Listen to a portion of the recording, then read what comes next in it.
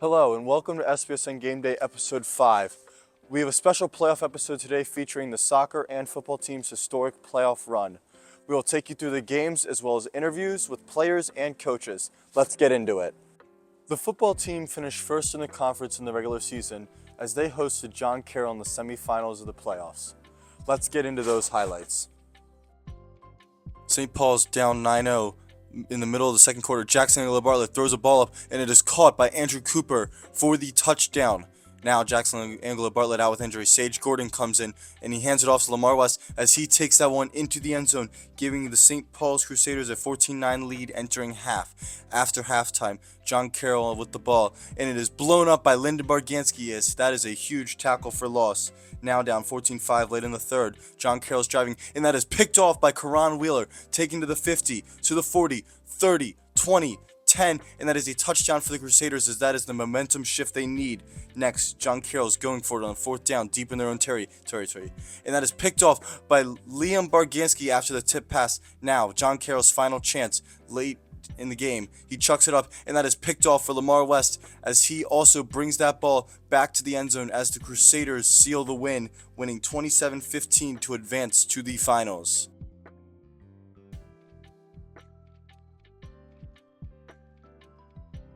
Following the home win led by the defense, the Crusaders are in the finals for the first time in over a decade. Roll the tape of that game. St. Paul's in the middle of the first quarter, punting the ball after their first drive. As Howdy Calhoun gets the kickoff, it lands in front of the returner and hits him as St. Paul's is able to fall on it and recover the ball. St. Paul's in the red zone as Eli Livingston hands it off to Landon Blue as he gets into the end zone to have the first score of this game. Pilati now in the red zone, and that is tackled short by Lamar West to have the turnover on downs. Pilati with the ball again as they drop back, and he chucks it deep. And that ball is picked off by Andrew Cooper as he takes it to the 20 and gets tackled around the 35 for another big turnover late in the first half. Pilati again on offense. He throws it way deep, and that is picked off by Justice Laster as that is the third turnover for the Crusaders in this first half alone. Eli Livingston now with the ball, hands it off to Lamar West as he gets the outside, cuts in and into the end zone to extend the lead to 14-0 for the Cruzies. Pilati takes the snap. He rolls out due to the good pressure to the left, and he throws it right into the hands of Lyndon Barganski for the fourth turnover of the day as he takes the ball to the 40. St. Paul's is punting again late in this game. Howdy Calhoun, another kick, and that is muffed as it goes right through Pilati's hands, and St. Paul's falls on the ball to win this MIAA B Conference championship.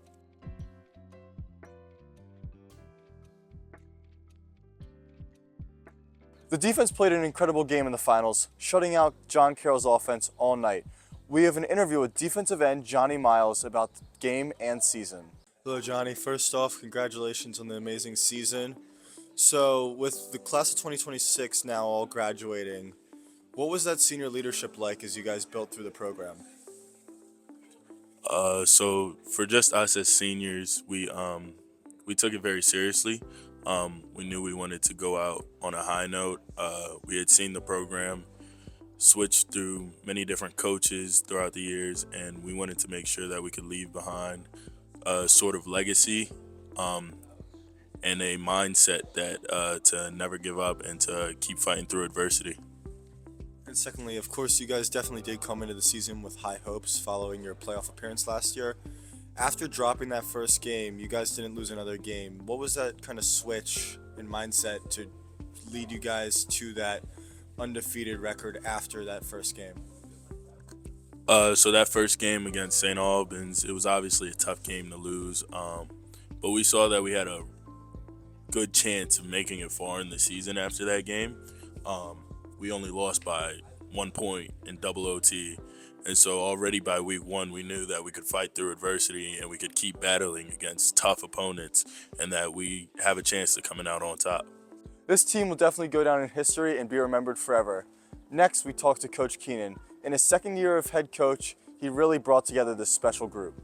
So what I have to ask is, of course, you've been a coach here for 30 years, much longer than any of us have even been alive.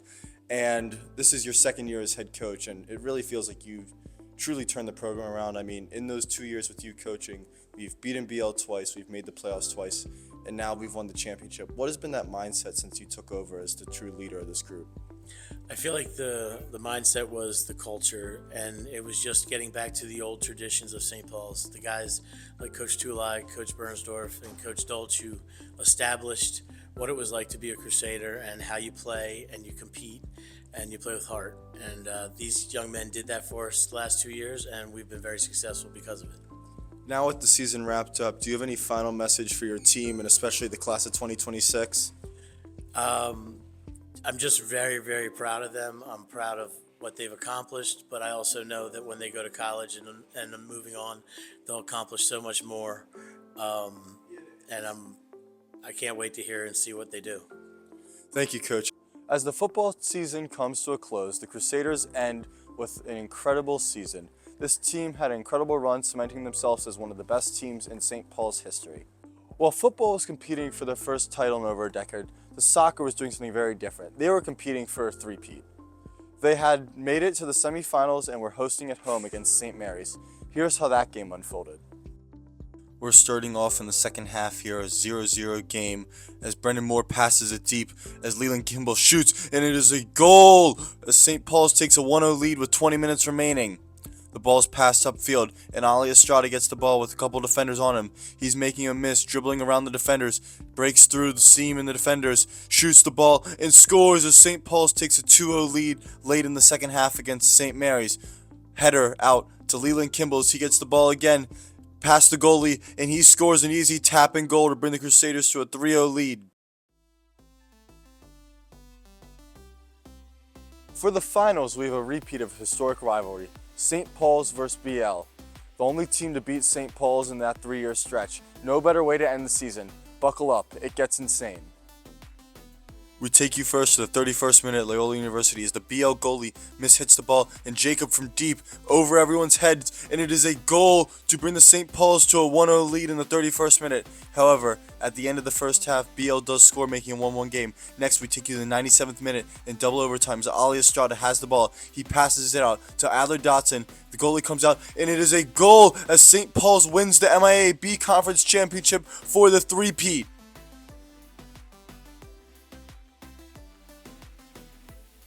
This was a storybook ending to an incredible season for the Crusaders.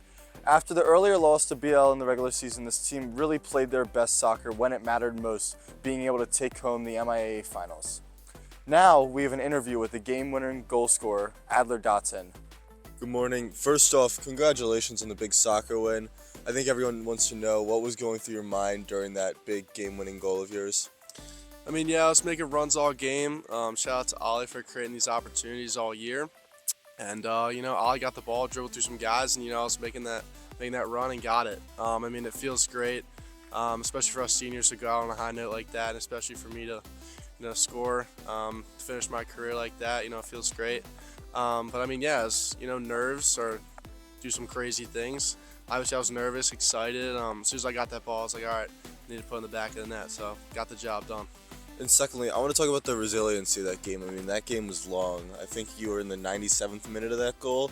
So how did the soccer team and really everyone stay on their A game and completely focused? I mean, yeah, as soon as that second half ended, we were like, all right, this is it. 10 more minutes, let's go. Turns out those 10 minutes turned into 20 minutes, or almost 20 minutes. Those 10 minutes add an extra 7, I think. Yeah, like Ashton said, 97 minute. But yeah, I mean, just staying positive, staying in it. Getting water when you come off the field, stay energized. Shout out Bronson for getting us hyped up during those times. So you just gotta stay excited, stay energetic. Coaches just told us some things, got us ready, and made sure we were good to go. Perfect. Thank you. Thank you. Resiliency seemed to be a major factor of this team, especially all year long. They really came up big up the stretch late, winning a lot of great games. Now we talk to Coach Fisher about this incredible group. So my first question is, of course, you guys knew you guys were looking for that three-peat, and they always say 3 is the hardest thing in sports. So what was your mentality at the beginning of the season, really preparing for that chance? Sure. thank you for having me. Super pumped for the guys to accomplish this amazing thing for the program and for the school. And, our mentality is the same every year. Coach Rims and I work really hard to create a culture where the kids can have a good experience and be competitive. But we don't play one single game, right? So we prepare them as best we can, and then they have to go out and execute. So this year, I wouldn't say is any different. They just showed up in big moments, and they played their best soccer at the end of the year. So I was really proud of them for getting to that point that they were ready to win. And my second question is, of course, your group of seniors. You guys, they had such a big presence. There were so many of them on the team, and they've really helped bring that culture around. How was their leadership, and how will them graduating affect the program? Yeah, so the past 2 years we've had, I believe, 12 and 13 seniors graduate, but this class was unique. Some of these guys have been part of all three championships, others 2 of them, but they have completely turned around St. Paul's soccer.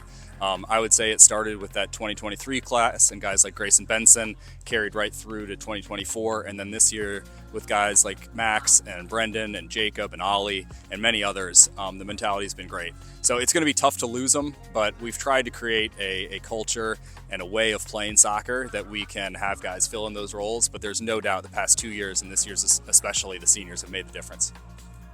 Thank you, Coach, and good luck next year. Soccer finishes up this season making history, as is the second time ever that a team three-peated in MIA B Conference history. The team, and especially the class of 2026, will go in history forever as one of the best soccer teams and the best soccer runs ever. With football and soccer both winning the championship, these St. Paul's teams enter rare territory. We have an extremely special interview with Mr. Dudley about the history of both programs and how special the 2025 season truly was. My question is for you is, what is the significance of winning both football and soccer, as well as when was the last time this even happened? Because I feel like it's been so long. It's definitely unheard of in our time. Yeah. Well, Ashton, I appreciate the question. And if you look on the boards in the gym, you'll see that it's only happened twice before. And we're in the Hall of Champions outside the gym, and you'll see 1970 we had soccer and football winning, and then over here 1995 right here soccer and football winning. And I would say the significance is the biggest thing about winning championships when you ask coaches is senior leadership. And so what this really is, the impact of this, it really highlights the strength of the 2026 seniors. The other consequence or thing that happens in this is it really lifts the morale among the whole student body. But I have a question for you. How is the class of 2026 feeling about it?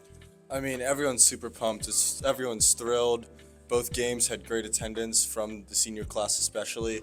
I know this grade has worked so hard since our freshman year. Soccer's had a lot of success. Football's been on the come up. So the fact that it all clicked at the right time and happened together, it's really special, and it'll be definitely one thing we all remember about this year. Yeah, so will we. All right, go Crusaders! Go Cruzies! Thank you for watching this special episode of SPSN Game Day, as well as the past episodes throughout the fall season.